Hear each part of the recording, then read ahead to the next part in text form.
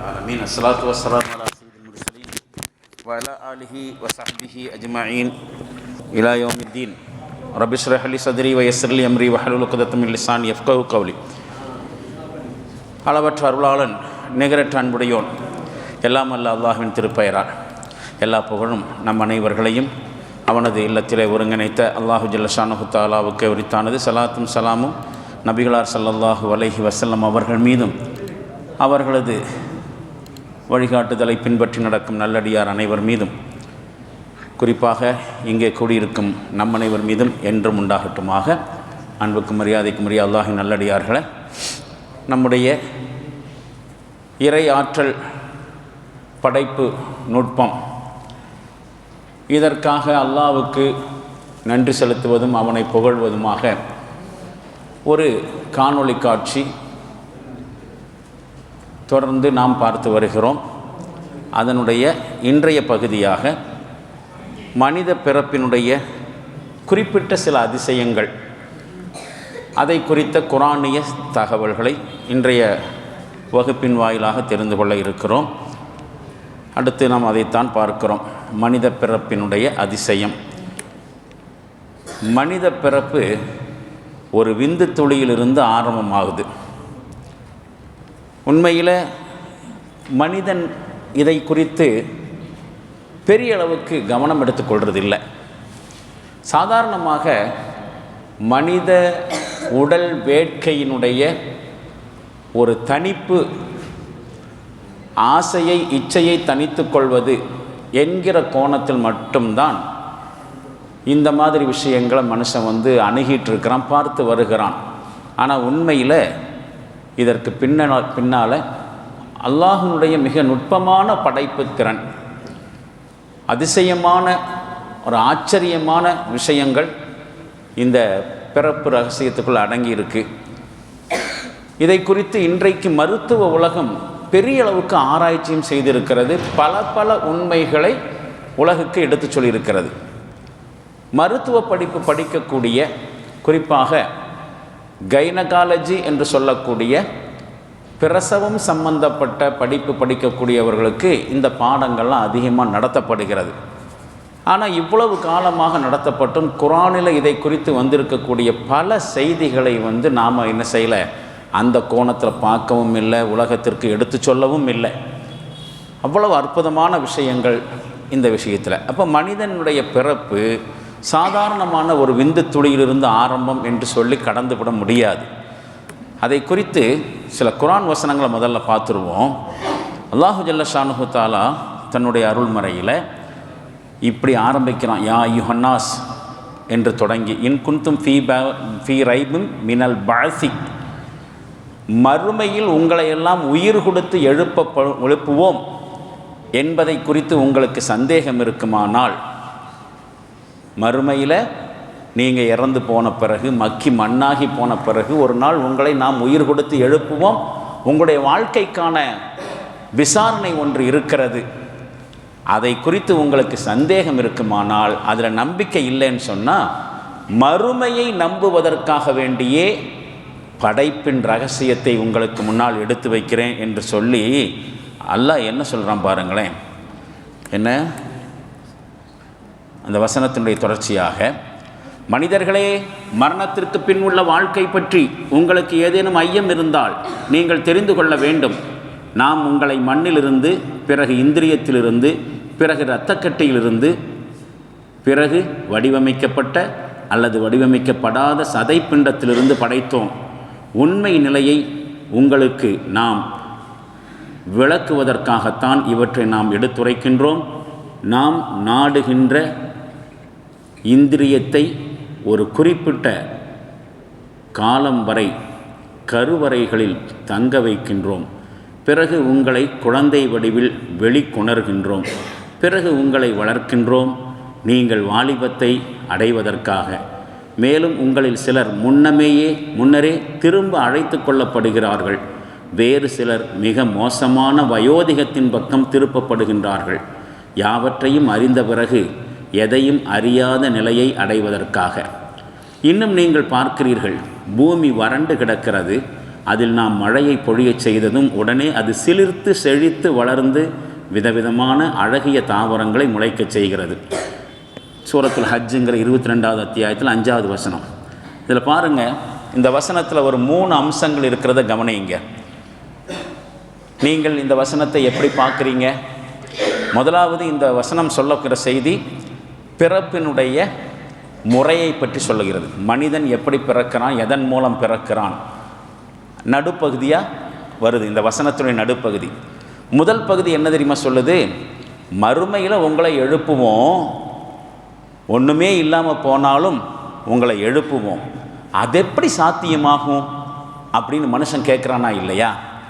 என்னையா சொல்கிறாங்க, இந்த இஸ்லாத்தில் சொல்கிறது புரிய மாட்டேங்குது. குரானை படிக்கும் பொழுது மறுமைன்னு ஒன்று இருக்கான், அதில் கியாமத் நாள் வரைக்கும் வாழ்ந்த மனிதர்கள் அத்தனை பேர்களும் உயிர் கொடுத்து எழுப்பப்படுவார்களாம். அவங்களுடைய வாழ்க்கையில் செய்த நல்லது கெட்டதை குறித்து விசாரிக்கப்படுமா? இதெல்லாம் சாத்தியமா? எப்படி செத்தவன் உசுரோடு வர முடியும்? இதுதான் காலங்காலமாக மக்களுடைய கேள்வி, சிந்தனையில் இருக்கக்கூடிய விஷயம். குரான் இறங்கிய காலகட்டத்திலும் இந்த கேள்வி வச்சாங்க. நபி ஸல்லல்லாஹு அலைஹி வஸல்லம் அவர்கள் மறுமையை பற்றி மக்களுக்கு எடுத்து சொல்கிற சமயத்தில் அதெல்லாம் சாத்தியம் இல்லை என்று மறுத்தாங்கள். இன்றைக்கும் நாத்திகவாதிகள், இறை மறுப்பாளர்கள், பகுத்தறிவுவாதிகள் என்று சொல்லக்கூடியவர்கள் இந்த மறுமையை மறுக்கத்தான் செய்கிறார்கள். அவங்க அதை நம்புறதில்லை, சான்ஸ் இல்லை. இறந்த பிறகு மனிதன் உயிர் பெற்றெழுவது சாத்தியமில்லை. ஆனால் அதுக்கு தான் அல்லாஹ் ஆதாரமாக சொல்கிறான். ஏன் சாத்தியம் இல்லை? அதில் உங்களுக்கு சந்தேகம் இருக்குமானால், நீங்கள் எப்படிப்பா பிறந்தீங்க? பிறக்கிறதுக்கு முன்னாடி நீங்கள் எங்கே இருந்தீங்க? ஒன்றுமே இல்லாமல் தானே இருந்தீங்க. உங்களுடைய தகப்பனுடைய முதுகந்தண்டிலிருந்து வெளிப்படுகிற விந்து தாயின் கருவறைக்குள் செல்வதற்கு முன்னால் நீங்கள் எங்கே இருந்தீங்க? ஒன்றுமே இல்லாமல் தானே இருந்தீங்க. எப்படி இந்த உலகத்தில் நீங்கள் பிறக்க வைக்கப்பட்டீர்கள்? அதே மாதிரி உங்களுடைய இறப்புக்கு பிறகும் கூட ஒன்றும் இல்லாத சூனியத்திலிருந்து உங்களை எழுப்புறதெல்லாம் பெரிய விஷயம் இல்லை என்று சொல்வதற்காக வேண்டித்தான் படைப்பு ரகசியத்தை அல்லாஹ் சொல்கிறான். படைப்பு நோக்கத்தை பற்றி சொல்லுகிறான். கடைசியாக ஒரு கவனிங்க, இந்த வசனத்தில் நாம் நேற்று வரைக்கும் பார்த்த தாவரங்களை பற்றிய விஷயத்தையும் இந்த வசனத்தில் சேர்த்தே சொல்கிறான். இந்த வசனத்தில் 3 அம்சங்கள் இருக்கிறது, நல்லா கவனிச்சுங்க. இந்த வசனத்தில் சொல்லப்படுகிற செய்தி பிறப்பு, மனிதனுடைய பிறப்பு எப்படி இருக்குது அப்படின்னு மெடிக்கல் சயின்ஸை சொல்கிறது அல்ல குரானுடைய நோக்கம்.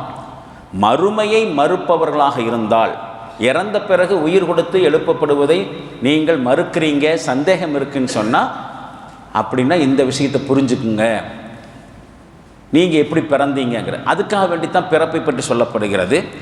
கடைசியாக சொல்லப்படுகிறது தாவரங்களுடைய உற்பத்தியை பற்றியும் கூட சொல்லுகிறான்.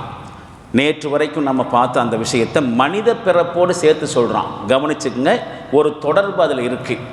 மனிதனுடைய பிறப்புக்கும் தாவரங்களுடைய உற்பத்திக்கும் இடையில் ஒரு இணைப்பு இருக்கிறத இடையில தெரிஞ்சுக்கலாம். முக்கியமான இந்த வசனத்தை கவனத்தில் வச்சுக்கோங்க. இனி அடுத்து பாருங்கள், இன்னொரு வசனம் என்ன சொல்லப்படுகிறது? வல்லாஹு ஹலக்கக்கும் மின் துராமின் சும்ம நுத்துஃபத்தின் சும்ம ஜஅலக்கும் அஸ்வாஜா வமா தஹமிலு மின் உன்சா வலா தலோ இல்லா பிஇல்மிஹி வமா யுஅம்மரு மின் முஅம்மரின் வலா யன்குசு மின் உம்ரிஹி இல்லா ஃபீ கிதாபின் இன்னதாலிக அலல்லாஹி யஸீர். அல்லாஹ் உங்களை மண்ணிலிருந்து படைத்தான், பிறகு இந்திரியத்திலிருந்து படைத்தான். அப்போ இந்திரியத்துக்கு முன்னாடி மனுஷன் மண், விளக்கத்தை பிறகு பார்க்கலாம். பின்னர் உங்களை ஆண் பெண் ஜோடிகளாய் ஆக்கினான். அல்லாஹ் அறியாமல் எந்த ஒரு பெண்ணும் கர்ப்பம் தரிப்பதும் இல்லை, குழந்தையை பெறுவதும் இல்லை. இவ்வாறு நீண்ட ஆயுள் உடையவர் அதிக வயதை பெறுவதும் இல்லை, எவருடைய வயதும் குறைக்கப்படுவதும் இல்லை. இவையெல்லாம் அந்த ஏட்டில் பதியப்படாமல், யாருக்கு வயசு எவ்வளவு அதிகமான வயசாக இருந்தாலும் சரி, கம்மியான வயசாக இருந்தாலும் சரி, முன்னமேயே அல்லாஹ் எல்லாத்தையும் என்ன செஞ்சுட்டான்? டிசைடு பண்ணிட்டான். இதையும் கவனிச்சுக்குங்க. இந்த வசனத்தில் சொல்லப்படுகிறது, எந்த பெண்ணும் கர்ப்பம் தரிக்கிறது அல்லாஹ்வுடைய நாலேஜுக்கு இல்லாமல், அல்லாஹ்வுடைய நாலேஜுக்கு உட்பட்டுத்தான் ஒரு பெண்ணுடைய கர்ப்பம் அப்படிங்கிற செய்தியும் இருக்குது. அதே மாதிரி வயதுகளை பற்றிய குறிப்பு ஒரு ஏட்டில் பதிவு பண்ணியிருக்கிறதாக அல்லாஹ் சொல்கிறான். வயசு எத்தனை வருஷம், ஆயுள், வாழ்நாள். சின்னமாக அல்லாஹ்வுக்கு இது ரொம்ப எளிய செயலாகும் அப்படின்னு சொல்லி இந்த வசனம் முடியும். 35வது அத்தியாயம் அல் ஃபாத்திர் வசனம் 11. இந்த வசனத்திலே குறிப்பான 2 விஷயத்தை பார்த்துருக்குறோம். இனி அடுத்து பாருங்கள், அஃபரஐத்தும் மா தும்னூன் ஆன்தும் தஹ்லுக்கூனஹு அம்னஹுல் ஹாலிகூன். நீங்கள் செலுத்துகின்ற இந்திரிய துளியை பற்றி எப்போதாவது நீங்கள் சிந்தித்ததுண்டா? நாம் தான் சிந்திக்கிறதே இல்லையே, நம்மளை பற்றியே யோசிக்கிறது இல்லை. அதை போய் யாராவது யோசிப்பாங்களா? அது யோசிக்கக்கூடிய விஷயமா? பொதுவாக அது ரகசியமான விஷயம், அந்தரங்கமான விஷயம், யார்கிட்டையும் அதை பற்றி பொதுவாக ஷேர் பண்ணப்படாத விஷயம். அதில் போய் என்னத்தை போய் சிந்திக்கிறதுக்கு இருக்குது? இதுதான் மனிதனுடைய நிலைப்பாடு. ஆனால் அல்லாஹ் சிந்திக்க சொல்கிறான். அதை குறித்து நீங்கள் செலுத்துகிற இந்த இந்திரிய துளியை பற்றி எப்போதாவது நீங்கள் சிந்தித்ததுண்டா? இதனை கொண்டு குழந்தையை நீங்கள் உருவாக்குகின்றீர்களா அல்லது அதனை உருவாக்குவது நாமா? உங்கள் வேலை அந்த இந்திரிய துளியை செலுத்துறதோடு முடிஞ்சு போச்சு. அதுக்கப்புறம் நடக்கிறதுல உங்களுடைய பங்கு என்ன? நேற்றைய தினமும் இதே மாதிரி தான் அல்லாஹ் ஒரு கேள்வியை கேட்டான். நீங்கள் விவசாயத்தை விதைக்கிறீர்களே, விதைக்கிறது தானே உங்கள் வேலை, அதனை முளைக்க செய்வது நீங்களா அல்லது நானான்னு கேட்டான். அதே மாதிரி இங்கேயும் கேட்குறான் பாருங்கள். இந்திரிய துளியை செலுத்துவது மட்டும்தானே உங்கள் வேலை, அந்த இந்திரிய துளியை கொண்டு குழந்தையை நீங்கள் உருவாக்குகிறீர்களா அல்லது அந்த குழந்தையை உருவாக்குறது நாமா? இதில் அல்லாஹ்வுடைய பங்களிப்பை தான் நாம் என்னன்னு பார்க்க போகிறோம்.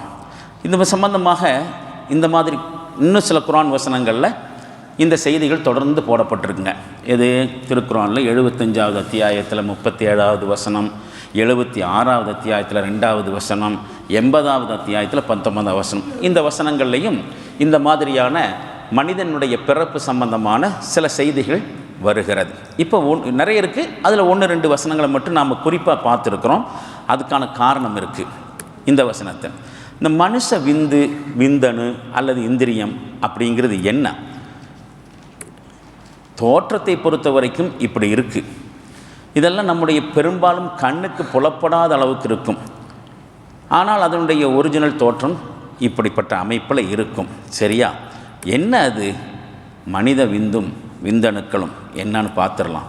இங்கிருந்து தான் நாம் நம்மளை பற்றி புரிஞ்சிக்க வேண்டியிருக்கு. பாருங்கள், ஒரு ஆணிடமிருந்து ஒரு தடவை வெளிப்படும் விந்தினுடைய அளவு ஒரு தேக்கரண்டி, ஒரு டீஸ்பூன் அளவுக்கு வெளிப்படுது. எவ்வளோ தெரியுமா? 2.75 மில்லி. ஒரு லிட்டரில் 3 மில்லிக்கும் குறைவாக ஒரு டீஸ்பூன் அளவுக்கு வெளிப்படுது. ஒரு தேக்கரண்டி அளவு வருகிற விந்துகளில் இருக்கக்கூடிய ஸ்பெம் விந்து அணுக்கள் எண்ணிக்கை 180லிருந்து 400 மில்லியன் வரைக்கும். மில்லியன் மீன் 10 லட்சம். அப்படின்னா 1,80,00,000 40 கோடி வரைக்குமா? 40 லட்சம் வரைக்குமா? 400 மில்லியன். அந்த அளவுக்கு உயிரணுக்கள் இருக்குது.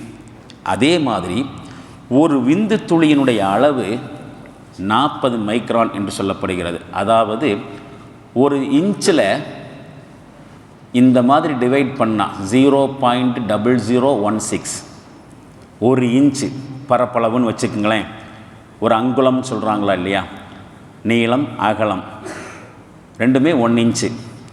1 இன்ச்சு சைஸை இந்த அளவுக்கு டிவைட் பண்ணால் 0.0016 அளவுக்கு டிவைட் பண்ணால் எவ்வளவு இருக்குமோ அதுதான். அதைத்தான் 40 மைக்ரான் அப்படின்னு சொல்கிறாங்க. ஒரு விந்தணுனுடைய சைஸு இந்த அளவுக்கு இருக்குது. ஒவ்வொரு விந்தணுவுக்குள்ளும் 23 ஜோடி குரோமோசாம்கள் இருக்குது. ஒவ்வொரு விந்தணுக்கள் குரோமோசாம் அப்படிங்கிறது இப்போதைக்கு நாம் புரிஞ்சுக்கிறதுக்கு ஒரு எக்ஸ் வடிவத்தில் ஒரு அணு, ஒய் வடிவத்தில் ஒரு அணு. இதில் ஆணாக பிறப்பது, பெண்ணாக பிறப்பது, அல்லது ஆண் தன்மையோடு பிறப்பது, பெண் தன்மையோடு பிறப்பது, இதெல்லாம் இந்த குரோமோசாம் அப்படிங்கிறதாங்க தீர்மானிக்குது. ஆனால் அன்றிலிருந்து இன்று வரைக்கும் பொட்டப்பிள்ளையை பெற்றெடுத்தானாக்கா அதுக்கு காரணம் பொம்பளை. வரிசையாக பொட்டப்பிள்ளையை பெற்றெடுத்தானாக்கா அந்த பெற்றெடுக்கக்கூடிய பெண்ணு சாபத்துக்குரியவள், தூற்றப்படுது. ஒரு ஆம்பளை பிள்ளை கூட பெற்று தர்றதுக்கு வக்கில்ல, வரிசையாக பொட்டப்பிள்ளையை பெற்று தர்றான். உண்மையிலேயே பொட்டப்பிள்ளையை பெறுறதுக்கு காரணம் ஆம்பளை, பொம்பளைக்கு அதுக்கு சம்மந்தமே இல்லை. ஒரு ஆணினுடைய விந்தில் இருக்கக்கூடிய ஒய் குரோமோசாம் அல்லது எக்ஸ் குரோமோசாம், இதில் ஒய் கருப்பைக்குள்ளே போனால் அல்லது XX போனால் அல்லது YX போனால் குழந்தையினுடைய பாலினம் தீர்மானிக்கப்படுகிறது. ஒரு ஃபார்முலான்னு வச்சுக்கோங்க. இப்போதைக்கு விந்தணுக்குள்ளே இருக்குது. ஒவ்வொரு விந்தணுவுக்குள்ளும் 23 ஜோடி குரோமோசாம்கள் XY அப்படிங்கிற மாதிரி இருக்குதுங்க. அதாவது பாலினத்தை தீர்மானிக்கக்கூடிய மூலக்கூறு அப்படின்னு இப்போதைக்கு புரிஞ்சுக்கலாம். சரி, ஒரு விந்துவினுடைய வெளிக்கட்டமைப்பு பாருங்களேன். வருது வருது வருது வருது வருது வருது வருது. நான் அதனால தான் ஆரம்பத்தில் சொன்னேன், சிறுவர்களுக்கு தேவையில்லாத விஷயந்தான், இருந்தாலும் படித்தா ஒன்றும் தப்பு இல்லை. குர்ஆன்ல அல்லாஹ் சொல்கிறானே, அடிப்படையில் 3 பகுதி இருக்குங்க. இங்கே தானே அல்லாஹ்வுடைய படைப்பாற்றலை பற்றி புரிஞ்சுக்கணும். சும்மவில்லையே, ஒரு மனுஷன் எங்கிருந்து வர்றாங்கிறதும் எப்படி வர்றாங்கிறதும் எந்த மாதிரியான ஆற்றல் கொண்டு திணிக்கப்படும் இனிமேல் தானே விஷயம் வருது. அதுக்கு முன்னாடி தான் இதனுடைய முன்னோட்டம். ஒரு விந்தணுவில் அடிப்படையில் 3 பகுதிகள் இருக்குங்க. ஒன்று ஹெட்டு என்று சொல்லப்படக்கூடிய தலைப்பகுதி, 2வது மிட்பீஸ் அப்படின்னு சொல்லக்கூடிய நடுப்பகுதி, 3வதாக டைல் என்று சொல்லக்கூடிய வால்பகுதி. கீழே தனியாக பிரித்து வச்சுருக்கு. அதில் தனித்தனியாக பார்ட்டாக என்னென்ன அம்சங்கள் இருக்குதுங்கிறது இதெல்லாம் ஆங்கிலத்தில் மெடிக்கல் டெர்மினாலஜியில் விளக்கப்படுகிற விஷயம். நாம் அதுக்குள்ளேயெல்லாம் போக வேண்டாம். அப்படி நாம் போனோன்னு வச்சுக்கோங்க, நீங்களாம் டாக்டர் ஆகிடுவீங்க, நான் லெக்சரர் ஆகிடுவேன், மெடிக்கல் காலேஜினுடைய லெக்சரர் ஆகிடுவேன். அப்புறம் நீங்கள் ஃபீஸெல்லாம் தர வேண்டியிருக்கும். அதுக்குள்ளேயெல்லாம் நம்ம போக வேண்டாம். இப்போதைக்கு அதனுடைய அமைப்பு மட்டும் பார்த்துருக்கோம். வெளிக்கட்டமைப்பு நாம் நினச்சிட்ருக்கிறோம், சும்மாவாவது ஒரு ஆசையில் வெளியே கொட்டுற ஒரு எச்சி தண்ணின்னு. ஆனால் உண்மையில் பாருங்கள், ஒரு நுட்பம் இதில் ஹதீஸ் பின்னணியும் கூட ஒன்று இருக்குது. பாருங்கள், ஒரு விந்தனுடைய உள்கட்டமைப்பு பாருங்கள், நாம் நினைக்கிற மாதிரியெல்லாம் இல்லைங்க. இதெல்லாம் விளக்குறதுக்கெல்லாம் இல்லை. நம்ம உங்களுக்கு ஒரு பார்வைக்கு ஒரு ஈகிள் வியூ அப்படிங்கிற மாதிரி என்னென்ன அம்சம், இதுக்கான காரணம் இருக்குது, என்னென்ன குறிப்பு போடப்பட்டிருக்குன்னு பாருங்கள். அடிப்படையில் ஒரு தலைப்பகுதி, ஒரு நடுப்பகுதி, ஒரு வால்பகுதி. அந்த வால்பகுதியையும் தலைப்பகுதியையும் இணைக்கக்கூடியது தான் நடுவில் இருக்கக்கூடிய பார்ட்டு. அதுக்குள்ளே என்னென்ன அம்சங்கள் இருக்குதுங்கிறத ஆங்கிலத்தில் மெடிக்கல் டெர்மினாலஜியில் இவ்வளவு விஷயங்கள் போட்டிருக்கிறானே, இதெல்லாம் எதுக்குன்னு நினைக்கிறீங்க? ஒரு விஷயம் தெரியுமா? யார் இது? ஏதாவது டவுட்டா? சரி, எதுக்கு தெரியுமா? ஒரு ஆளுடைய கண்ணினுடைய நிறத்திலிருந்து அவன் உடம்பினுடைய நிறம், அவனுடைய உயரம், அவனுடைய வாழ்நாள், அவனுடைய கேரக்டர், நல்லவனா கெட்டவனா, சாஃப்ட் கேரக்டரா ஹார்டானவனா, அத்துணை விஷயங்களும் இதில் தான் தீர்மானிக்கப்படுகிறது. இதுக்குள்ளே அல்லாஹ் டேட்டாவாக வச்சுருக்கிறான். பின்னாடி அது சம்மந்தப்பட்ட டீட்டெயில்ஸ் வருது, ஆச்சரியப்பட்டு போகக்கூடிய டீட்டெயில்ஸ் வருது. அதனால தான் இதை சொல்ல வேண்டி வந்துச்சு. இதுக்குள்ளே தான் ஒரு மனுஷனுடைய கேரக்டர், குணாதிசயங்கள், பண்புகள், அவனுடைய சிரிப்பு, அவனுடைய பல்லு, அவன் எத்தனாவது வயசில் பருவம் அடைவான், அவனுக்கு எத்தனை குழந்தை பிறக்கும், எத்தனாவது வயசில் அவன் இறந்து போவான், இது அத்தனையும் டேட்டாஸாக, தகவல்களாக இதுக்குள்ளே பதியப்பட்டிருக்குன்னு சொன்னால் நம்ப முடியுதா? நம்பித்தான் ஆகணும். ஒரு காலகட்டத்தில் வேண்டுமானால் இதை நம்புறது கஷ்டமாக இருக்கலாம், முடியாத விஷயமா இருக்கலாம். ஆனால் இந்த காலகட்டத்தில் பெரிய விஷயம் இல்லை. ஒரு விரல் நகத்தினுடைய சைஸுக்கும் குறைவான சிப்பில் பல்லாயிரக்கணக்கான தகவல்களை நாம் என்ன செய்கிறோம், பண்ணுறோம். முதல்ல எல்லாம் MB கணக்கில் இருந்துச்சு தகவல்கள் சேகரிக்கக்கூடியது. முதல்ல கண்டுபிடிக்கப்பட்ட கம்ப்யூட்டர், சார்லஸ் பாபேஜ் அப்படிங்கிறவர் முதல்ல கம்ப்யூட்டருடைய முன்னோடியான கால்குலேட்டரை கண்டுபிடிச்சார். கால்குலேட்டிங் அப்படிங்கிறது என்னது? கணக்கு போடுறது, சரியாக சொன்னால் கணக்கு பண்ணுறது. கால்குலேட்டிங், தகவல்களை வைத்து ப்ராசஸ் செய்து தகவல்களை தருவது தான் கால்குலேட்டிங். முதல்ல கால்குலேட்டர் கண்டுபிடிச்ச சார்லஸ் பாபேஜ் அப்படின்னு சொல்லக்கூடிய ஒரு விஞ்ஞானி. அவர் கண்டுபிடிச்ச முதல் கம்ப்யூட்டர் கால்குலேட்டருடைய சைஸ் என்ன தெரியுமா? 10க்கு 10 ரூம் அளவுக்கு ஒரு சைஸ். 10க்கு 10 ரூம் இருக்கு இல்லைங்க, அந்த சைஸில் ஃபஸ்ட்டு கால்குலேட்டரு. அதனுடைய நீட்சியாக தொடர்ச்சியாகத்தான் பின்னாடி கம்ப்யூட்டர் கண்டுபிடிக்கப்பட்டுச்சு. இன்றைக்கி ஒரு சூப்பர் கம்ப்யூட்டர்லாம் ஒரு பக்கம் இருக்கட்டும், சாதாரணமாக ஒரு லேப்டாப்பு அல்லது டெஸ்க்டாப் கம்ப்யூட்டர்னு சொல்கிறாங்களா இல்லையா, அதனுடைய மெமரி எவ்வளோ இருக்கும் சாரா சொல்லுங்களேன்? 10 டிபின்னு சொல்கிறாங்க. 10 டிபினா என்னன்னு தெரியுமா? அது பரவாயில்ல, ஜிபி எல்லாம் தாண்டி போய் இப்போ டிபி கணக்கில் போகுது. நான் சொன்னேன் சின்ன பசங்களை வச்சுக்கிட்டு எப்படிங்க இந்த கிளாஸ் எடுக்கிறதுன்னு. தலைவர் சொன்னார், உங்களை விட அட்வான்ஸாக இருக்கிறானுங்க பசங்க, நடத்துங்கன்ட்டார். அது உண்மையாகி போச்சு பாருங்க. பெரியவங்களுக்கு தெரியல பாருங்க. சின்ன பையன் சொல்கிறான் 10 டிபின்னு. டிபின்னா என்னதுங்க? டெராபைட்டு. சரி, அதெல்லாம் ஒரு பக்கம் இருக்கட்டும். ஃபஸ்ட்டு கண்டுபிடிக்கப்பட்ட கம்ப்யூட்டருடைய ஸ்டோரேஜ், மெமரி ஸ்டோரேஜ் பவர் எவ்வளோ தெரியுமா? 5 MB. வெறும் 5 MB. இன்றைக்கி மொபைல் வச்சு பார்க்குறோமல்ல, அதில் பயன்படுத்துகிறோம். டிபி கணக்கில் எல்லாம் வந்தாச்சு. சரி, ரைட், ஒரு பக்கம் இருக்கட்டும். சரி, ஒரு MBங்கிறது என்ன? ஒரு MBனா என்ன? என்ன போயிட்டு 1084 பைட்டு. பைட்டுனா என்ன? ஒரு 2 டிஜிட்டு, ஒரு 0 1. இது நிறைய அதுக்கப்புறம் விளக்கணும். இப்போ நம்ம கம்ப்யூட்டர் கிளாஸுக்கெல்லாம் போக வேண்டாம். அப்படி 1 MBங்கிறது 1084 MB, 1 GB. 1 GB. அப்புறம் 1 TBங்கிறது எவ்வளவு? அப்படி டேட்டா கணக்கு வச்சுக்கோங்க. இப்போதைக்கு இன்றைய காலகட்டத்தில் லட்சக்கணக்கான தகவல்களை விரல் நுனியில் அளவுக்கு இருக்கக்கூடிய சிப்பில், அதுவும் சிலிக்கான் சில்லு தான். சிலிக்கான் சில்லுங்கிறது என்னது? மண்ணு. மனித படைப்பினுடைய ஆரம்பமும் மண்ணு தான்.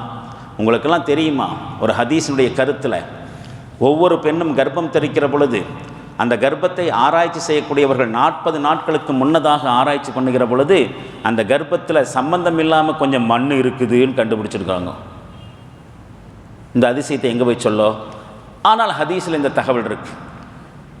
2 மலக்குமார்கள் கொஞ்சம் மண்ணை கொண்டு வைக்கிறாங்கன்னு, அவன் எங்கே பிறக்கிறானோ எங்கே இறக்குவானோ அந்த இடத்துலேருந்து மண் கொஞ்சம் எடுத்து கொண்டு கர்ப்பத்தில் வைக்கிறதாக ஹதீஸினுடைய கருத்தில் ஒரு தகவலும் வருது. அதை பற்றியெல்லாம் பிறகு பார்க்கலாம்.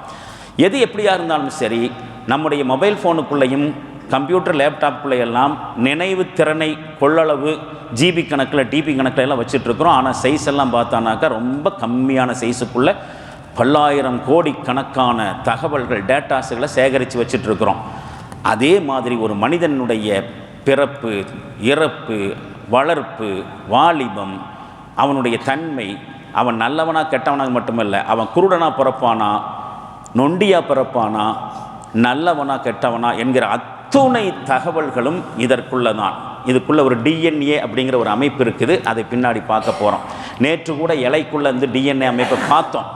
அதே மாதிரி இதுக்குள்ளே இருக்கிறத பார்க்குறோம். அத்தனை தகவல்களும் இதுக்குள்ளே பதியப்பட்டிருக்கிறது. இதெல்லாம் மெடிக்கல் டெர்மினாலஜியில் பார்க்குறோம். இப்போ பாருங்களேன், இலைகளுக்குள்ளே இருக்கக்கூடிய செல்களில் நாம் நேற்று பார்த்தோமல்ல, அதே டிஎன்ஏ அமைப்பு மனுஷனுடைய செல்களிலும் உயிரணுக்களுடைய செல்கள்லையும் அப்படியே இருக்கிறத பார்க்குறோம். முன்னாடி நேற்று பார்த்தது தான் இலைக்குள்ளே இருக்கக்கூடிய டிஎன்ஏ.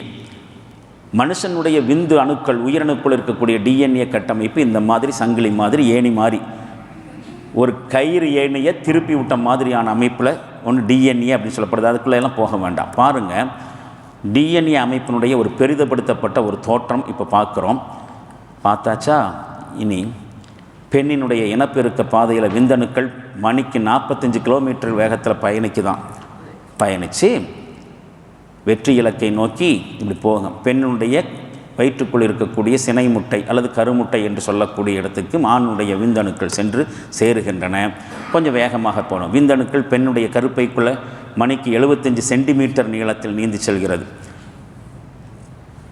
பிறப்பு பாதையில் எப்படி போச்சு? 45 கிலோமீட்டர் வேகத்தில். ஆனால் கருமுட்டைக்குள்ளே போகும் பொழுது அது 75 சென்டிமீட்டர் நீளத்துக்கு, 1 மணி நேரத்துக்கு மெதுவாக தான் உள்ளே போய் ஃபார்ம் ஆகுது. சரியா? விந்தணுக்கள் இனப்பெருக்க அதுக்குள்ளே எவ்வளோ நாள்? 3 நாள் வரைக்கும் கூட என்ன செய்ய முடியும்? உசுரோடு இருக்கிறதுக்கு வாய்ப்பு இருக்கிறது. சரி, இது பின்னாடிலாம் ரகசியம் இருக்குது. ஏன் தெரியுமா? ஒரு பெண் கருவுறக்கூடிய விஷயத்தில் வந்து ஒரு கணவன் சந்தேகப்பட முடியாது.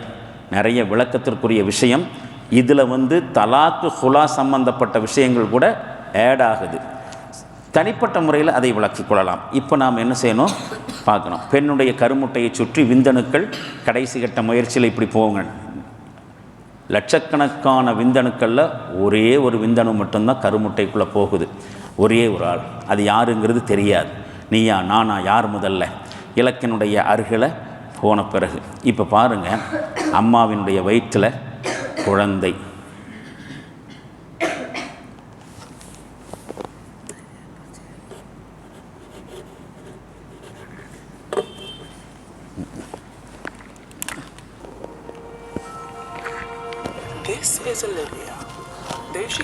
எல்லாத்துக்கும் சாய கொடுத்தீங்க, எனக்கு தெரியல.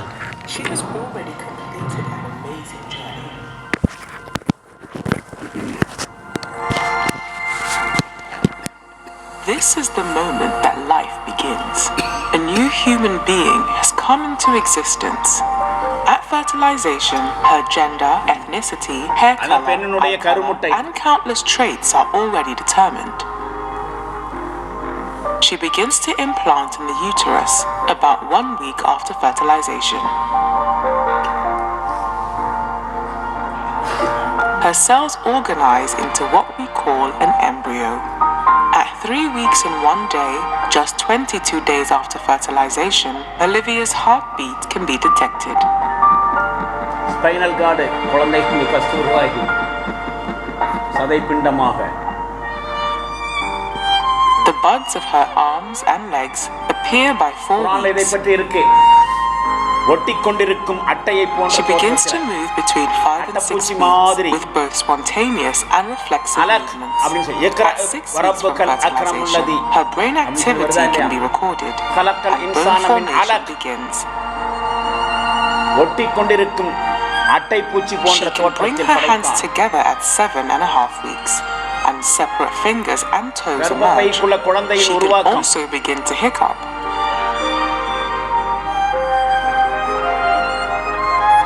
At the beginning of the 9th week, Olivia will have grown from a single cell into nearly 1 billion cells, and she is now called a fetus. She will suck her thumb and swallow, grasp an object, touch her face, sigh and stretch. At 11 weeks, she is playing in the womb, moving her body and exploring her environment. Her taste bud cells have matured by week 12 but are still scattered throughout her mouth. Her mother will first sense Olivia's movements between 14 and 18 weeks, an event called quickening. Beginning at 18 weeks, ultrasounds show speaking movements in her voice box. Around 20 weeks, with a lot of help, babies have survived outside the womb. At 27 weeks, her eyes are responding to light. She can recognize her parents' voices and will even recognize lullabies and stories. Olivia has gone on an amazing journey during these last 9 months. She will soon signal to her mother that it is time for delivery and greet the outside world.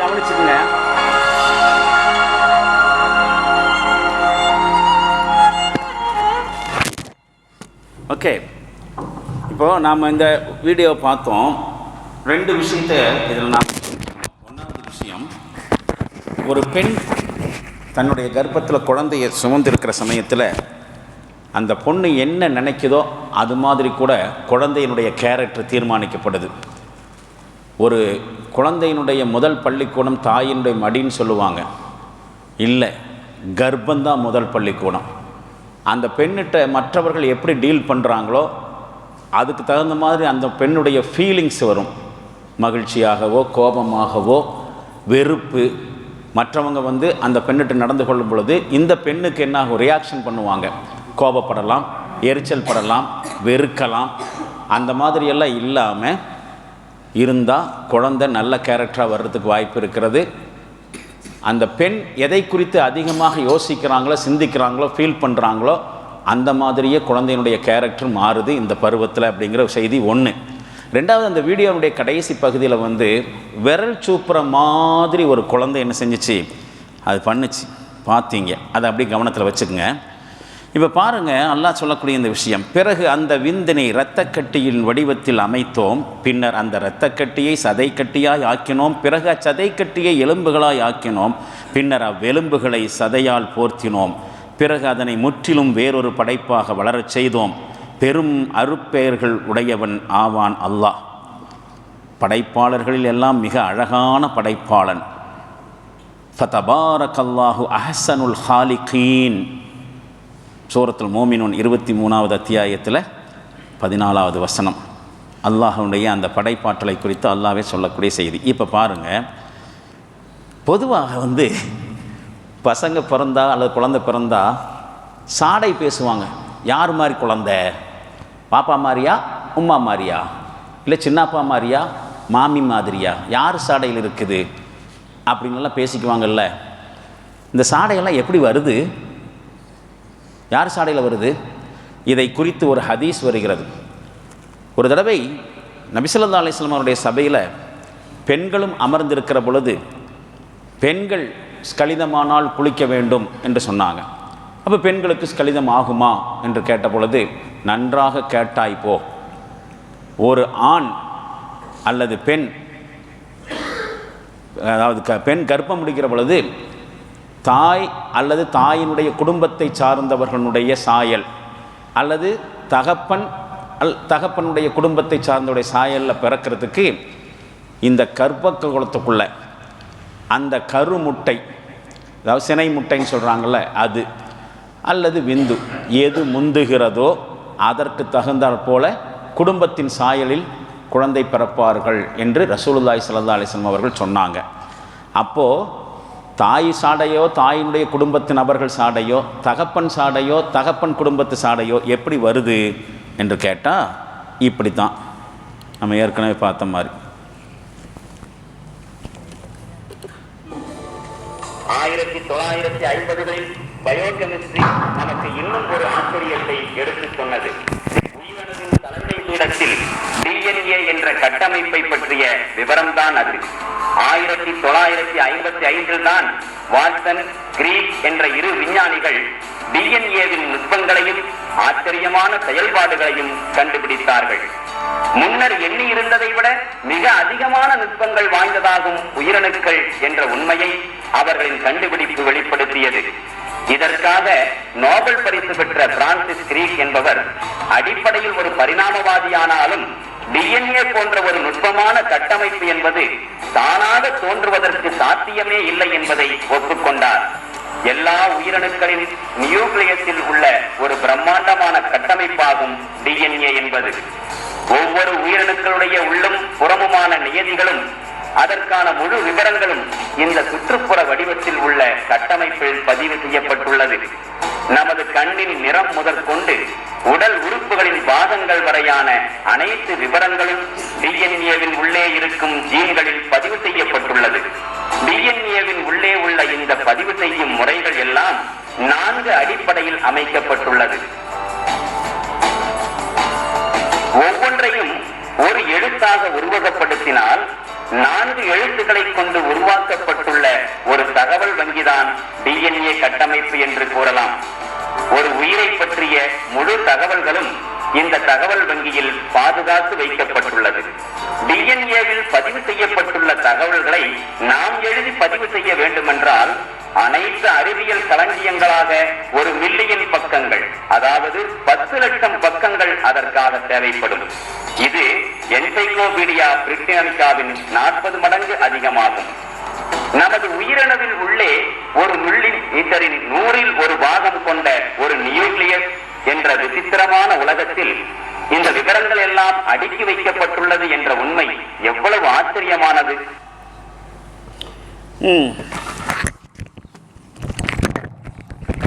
அப்போது ஒரு மனிதனுடைய விந்து துளிக்குள் இருக்கக்கூடிய உயிரணுவில் 1 milli மீட்டருக்குள்ள சிறிய பகுதியில் 10 லட்சம் பக்கங்களில் எழுதுகிற தகவல்கள் எல்லாம் குறிக்கப்பட்டிருக்கலாம்.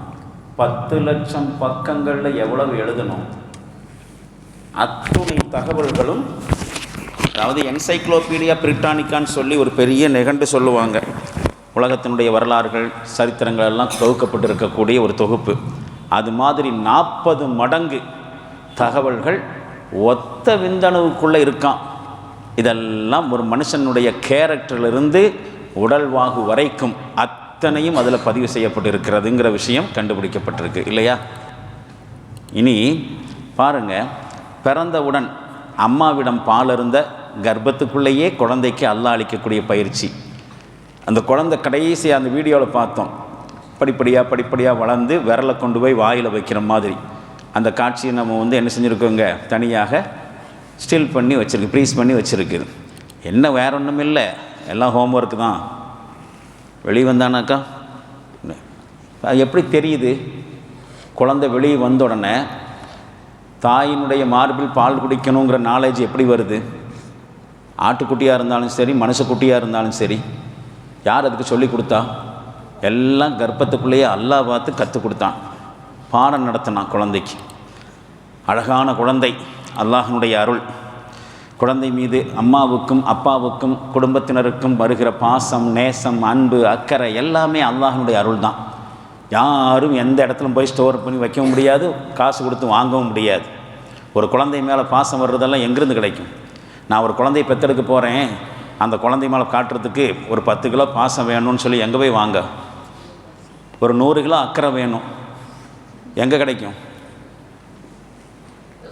வாங்க முடியாது. அதெல்லாம் மனுஷனுடைய இதயத்துக்குள்ளே அல்லாவே வைக்கிறது. அது ஒரு அருள். அது மட்டும் இல்லை, அது அல்லாஹ்வுடைய அத்தாட்சியும் கூட தான். எப்படி? வல்லாஹு ஜஅலலக்கும் மின் அன்ஃபுசிக்கும் அஸ்வாஜா வ ஜஅலலக்கும் மின் அஸ்வாஜிக்கும் பனீன வ ஹஃபதத்தம் வ ரஸகக்கும் மினத் தய்யிபாத்தி அஃபபில் பாத்தினி யூமினூன் வ பிநிஅமத்தில்லாஹி ஹும் யக்ஃபுரூன். மேலும் அல்லாஹ் உங்களிலிருந்தே, உங்கள் இனத்திலிருந்தே உங்களுக்கு துணைவியரை அமைத்தான். அத்துணைவியர் மூலம் உங்களுக்கு மகன்களையும் பேரன்களையும் வழங்கினான். மேலும் நல்ல நல்ல பொருள்களை உங்களுக்கு உணவாக கொடுத்தான். பிறகு என்ன? இவர்கள் இவை அனைத்தையும் பார்த்து புரிந்தும் கூட அசத்தியத்தை மேற்கொள்கின்றார்களா? அல்லாஹ்வின் பேருதவிகளை நிராகரிக்கின்றார்களா? நேமத்துகளுக்கு நன்றி மறக்கின்றார்களா அப்படின்னு கேட்குறான். எல்லாம் படைச்சி ஆளாக்கி தந்தாக்க நீங்கள் அவனை எடுத்து யோசிக்கிறதே இல்லை. மேலும் அவனுடைய சான்றுகளில் இதுவும் ஒன்றாகும். அவன் உங்களுக்காக உங்கள் இனத்திலிருந்தே மனைவியரை படைத்தான், நீங்கள் அவர்களிடம் அமைதி பெற வேண்டும் என்பதற்காக. மேலும் உங்களிடையே அன்பையையும் கருணையையும் தோற்றுவித்தான். திண்ணமாக சிந்திக்கும் மக்களுக்கு இதில் நிறைய சான்றுகள் உள்ளன. அப்போ அம்மாவுடைய மனசுக்குள்ள குழந்தை மீது பாசமும் அக்கறையும் கூட அல்லாஹ் பார்த்து வைக்கிறது தான். சரியா? ரொம்ப அற்புதமான விஷயங்கள் தான் இதில் நடந்துகிட்ருக்கு. இனி மனுஷ உடலினுடைய அதிசயங்கள் கொஞ்சம் பார்த்துருவோம். என்ன? மனுஷ உடலில் நாளமில்லா சுரப்பிகள், இப்படியெல்லாம் சில ஐட்டங்களை வச்சுருக்குது. ஹைப்போதலமஸ்னு ஒன்று இருக்குது. ஹைப்போதலமஸ்னால் என்னன்னு யாருக்காவது தெரியுமா? மூளைக்குள்ளே மிக மிக நுட்பமான நரம்புகளினுடைய ஒரு தொகுப்பு தான் அது மூளைங்கிறது. அதில் நாம் பேசுவது, நம்பர் கவுண்ட் பண்ணுறது, சிரிக்கிறது, நாம் பார்க்குறது, கேட்குறது எல்லாமே அங்கே ஒரு ப்ராசஸ் நடக்குது. ஒரு மனுஷனுடைய மூளையை ஓப்பன் பண்ணாங்க அவன் நினைவில் இருக்கும் பொழுதே. மண்டைக்கு மட்டும் தரிப்பு, மண்டையை மட்டும் தரிக்க வச்சுட்டு அவன் விழிப்பில் இருக்கும் பொழுதே மண்டையை ஓப்பன் பண்ணி மூளையை நோண்டுனாங்க. அப்படி நோண்டும் பொழுது அவனை என்ன சொன்னாங்க? 1 2 3 4 5 6 7 8ன்னு எண்ணிகிட்டே இருப்பா அப்படின்னு சொன்னாங்க. அவன் எண்ணிட்டு இருக்கும் பொழுது பர்டிகுலராக அந்த ஹைப்போதலமஸ் அப்படிங்கிற இடத்துல ஒரு மெல்லிய ஊசி மாதிரி ஒன்றை வச்சுக்கிட்டு நோண்டுனாங்க. நோண்டும் பொழுது என்ன நடந்துச்சு தெரியுங்களா? 1 2 3 4 5 ஊசி எடுத்தாங்க. 8 9 10 11 கண்டினியூ பண்ணினான். இதுலேருந்து என்ன தெரியுது? நம்பர் எண்ணக்கூடிய முறைகள் வரைக்கும் ஒரு குறிப்பிட்ட நரம்பை சிமுலேட் பண்ணும் பொழுது, தூண்டி விடுகிற பொழுது கப்பன்னு சிரிக்க ஆரம்பிச்சிட்டான். ஒரு குறிப்பிட்ட நரம்பை நோண்டணுன்னா அழுகிறான். நம்முடைய அழுகை, சிரிப்பு, பேச்சு எல்லாவற்றினுடைய மூளையினுடைய நரம்புகள் இந்த ஹைப்போதலமஸ் அப்படின்னு சொல்லக்கூடிய இடத்துல இருக்குது. அது அந்த பாடியோட நிறைய இருக்குது. அது இதுலேயும் நிறைய விளக்கமெல்லாம் இருக்குது. பாருங்கள், தைராய்டுன்னு ஒரு பார்ட்டு தொண்டைக்கு கீழே இருக்கக்கூடியது, பட்டாம்பூச்சி மாதிரி வடிவத்தில். அதே மாதிரி கீழே இருக்கக்கூடிய அந்த ஹார்ட்டினுடைய அந்த பார்ட்டுகள், கிட்னி, இந்த மாதிரியான, அப்புறம் வயிறு, அப்புறம் வந்து மனுஷனுடைய விதைப்பைகள் டெஸ்டிஸ்ன்னு சொல்கிறாங்களே, இந்த மாதிரியான ஐட்டங்கள்லாம் ரொம்ப ரொம்ப நுண்ணியமான ஐட்டங்கள். இது போக மனுஷனுடைய உடம்பில் மொத்த தசைகளுடைய எண்ணிக்கை 630 தசைகள், சின்னதும் பெருசுமாக 630. மனுஷ உடம்பில் மொத்த எலும்புகளுடைய எண்ணிக்கை 206. அதே மாதிரி மனுஷ உடலில் காணப்படுகிற எலும்பு இணைப்புகள் ஜாயின்ட்ஸ் மட்டும் 360. அதில் 1-2 இந்த மாதிரி ஜாயின்ட்ஸ் மட்டுமே 360 இருக்கான். யோசனை பண்ணி பாருங்கள். இந்த ஜாயின்ட்ஸுகளெல்லாம் அங்கங்கே பேர் வச்சுருக்கிறான் மனுஷன். அங்கெல்லாம் எல்லாம் கிரீஸ் போட்டு வச்சுருக்கிறான், அது சுலபமாக இயங்கிறதுக்கு. வயசாகும் பொழுது இந்த இணைப்புகள் ஜாயிண்ட்டுகள் இருக்கக்கூடிய அந்த கிரீஸ் ஒரு வகையான பிசுபிசுப்பானது. நீங்கள் எல்லாம் ஆடு மாடு வெட்டி தொங்க விட்டுருக்க நேரத்தில் முட்டுக்காலெல்லாம் வெட்டும்போது ஒரு ஆயில் மாதிரி ஒன்று ஒத்தும், பார்த்துருப்பீங்க. மனுஷ உடம்புக்குள்ளேயும் அப்படித்தான் இருக்குது. அதுதான் நம்முடைய உடம்பில் வந்து இந்த எலும்புகள் வந்து தேய்மானம் ஆகாமல் பார்க்குது. சுலபமாக கையை காலை அசைக்கிறதுக்கு, விரலை மடக்கிறதுக்கு, நடக்கிறதுக்கு, பிடிக்கிறதுக்கு எல்லாம் சப்போர்ட்டிவாக இருக்குது. வயசாகும் பொழுது அல்லது நம்முடைய தப்பான உணவு பழக்கத்தின் மூலமாக இந்த எலும்புகளுக்கு இடையில் இருக்கக்கூடிய அந்த ஆயில்கள் எல்லாம் வறண்டு போகும் பொழுது தான் முட்டுக்கால் வலி, நிற்க முடியல, உட்கார முடியல, எந்திரிக்க முடியல, இதெல்லாம் வர்றதெல்லாம் அந்த வலிகள் வருது. ஜாயிண்ட் பெயின் ஏற்படுறதெல்லாம் அந்த கிரீஸ்கள் இல்லாமல் போகும் பொழுது தான், தேய்மானம் ஏற்படுகிற பொழுது அந்த மாதிரி வரும். இது ஒன்றாச்சுங்களா? அடுத்த ஒரு விஷயம், மனுஷ உடலில் காணப்படுகிற மொத்த நரம்புகளுடைய எண்ணிக்கை 3 லட்சம். மனுஷ உடம்பு இருக்கக்கூடிய நரம்பு இருக்கல்ல பாருங்க, பெரிதாக்கப்பட்ட ஒரு நரம்பனுடைய தோட்டம். இந்த நரம்புகளை பூரா வேர்கள் மாதிரி ஜாயிண்டாக இருக்குது. அதையெல்லாம் கட் பண்ணி ஒரே நீளமாக ஆக்குனா, ஒரு நூல் மாதிரி நீளமாக ஆக்குனா, வேறு மாதிரி இருக்கிறதெல்லாம் கட் பண்ணி நூல் மாதிரி நீளமாக ஆக்குனா, ஒரு மனுஷனுடைய உடம்புடைய நரம்பு எடுத்து பூமியை ஒரு தடவை சுற்றலாம், பூமியை ஒரு ரவுண்டு சுற்றலாம். அந்த அளவுக்கு மனுஷனுடைய உடம்புக்குள்ளே நரம்பு மண்டலங்கள் இருக்குது. இதுவும் விரிவாக பேச வேண்டிய விஷயம். அடுத்து நாம் காண இருப்பது, இந்த இதோட இன்ஷா அல்லாஹ் நம்முடைய வகுப்பு நிறைவு வரும். மனுஷ உறுப்புகளிலேயே ரொம்ப நுட்பமானது, அதிசயமானது, ஆச்சரியமான மனுஷ மூளை பற்றிய ஒரு சிறப்பு தகவல் தான். அதை நம்ம பார்க்க போகிறோம். ஆனால் அதுக்கு முன்னாடி உங்களில் யாராவது நல்ல தமிழ் படிக்க தெரிஞ்சவங்க கொஞ்சம் முன்னாடி வரணும். யார் வருவீங்க? தமிழ் படிக்க தெரிஞ்சவங்க, நல்லா படிக்கிறோம், மிஸ் பண்ணாமல் படிக்கிறவங்க, அதாவது திக்கி படிக்காமல் சரளமாக படிக்கிற அளவுக்கு இருக்கிறவங்க யாராவது தயவு செஞ்சு முன்னாடி வாங்க ப்ளீஸ். எங்கே? வாங்க பக்கத்தில் வாங்க. நின்ட்டிங்களா? இந்தாங்க, நீங்கள் மாட்டிக்கிங்க. அங்கேயே பாருங்கள், ஸ்க்ரீனே பாருங்கள். பார்த்துட்டு அடுத்து வரக்கூடிய காட்சியை இவர் படிப்பார். அங்கே இருக்கிற மாதிரி இல்லை, நீ புரிஞ்சதை படிச்சிருங்க. அங்கே ஸ்பெல்லிங் மிஸ்டேக்லாம் வரும், ஆனால் படிக்க முடிஞ்சதை படிங்க. ரெண்டாவது பார்த்துடலாம். மனுஷ மூளையுடைய செட்டப்பெல்லாம் இப்படியெல்லாம் இருக்குதுங்களா? ஏகப்பட்ட பார்ட்டாக இருக்கா? இப்போ படிப்பார் பாருங்க, படிங்க. நாம் படிப்பதை புரிந்து கொள்ள முடியும் என்பதை நம்மால் நம்பவே முடியாது. எப்படி வார்த்தைகள் இருந்தாலும் முதலும் கடைசியுமாக எழுத்துக்கள் சரியாக இருந்தால் போதும். ஸ்பெல்லிங் எல்லாம் 2ஆம் பட்சம். அதுதான் மூளையின் சிறப்பு. அல்லாஹ் இப்போ கரெக்டாக படித்தாரா? உள்ளது மாதிரி படிக்க சொல்லுங்க பார்க்கலாம். ஹலோ, படிப்பதை கொள்ள முடியுமில்லை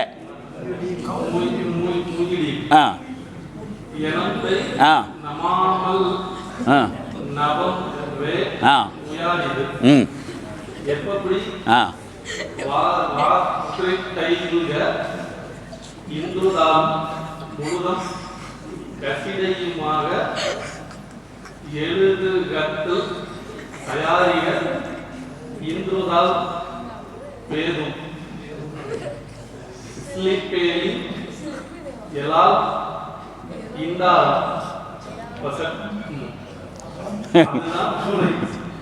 அவரே சிரிச்சுட்டாரு பாவம்.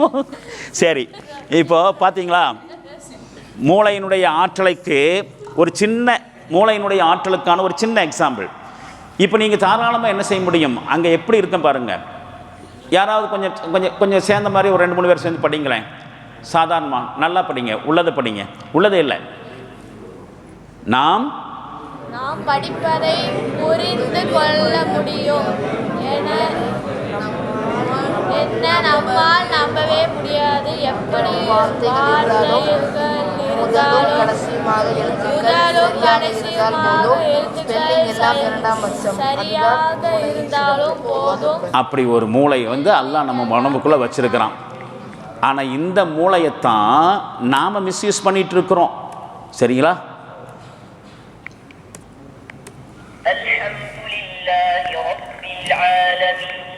சரி. அலம் நஜ்அல் லஹு ஐனைன், அவனுக்கு 2 கண்களை நாம் ஆக்கவில்லையா? கண்ணுடைய அமைப்பு, அது போக கண்ணுக்குள்ளே இருக்கக்கூடிய செட்டப் மட்டும் பாருங்கள். நாம் எப்படி பார்க்குறோம், காட்சிகள் எப்படி வருகிறது என்பதை குறித்தெல்லாம் இனி அடுத்தடுத்து நாம் என்ன செய்ய வேண்டியிருக்கிறது, தெரிந்து கொள்ள வேண்டியிருக்கிறது.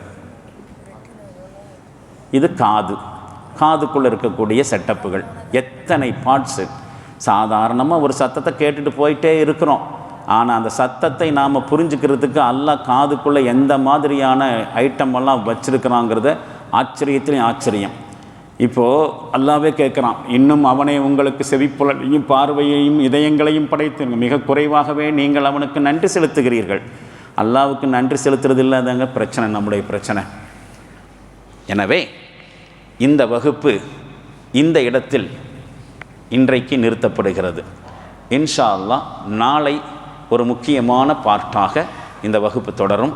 தெரிந்த வரையில் அல்லாஹ்வை அதிகமாக புகழ்வதற்கும் அவனுக்கு நன்றி செலுத்துவதற்கும் முயற்சி செய்வோம். அல்லாஹ் நம் அனைவர்களுக்கும் அதற்கான தௌஃபீக்கை நிறைவாக தந்தருள்வானாக.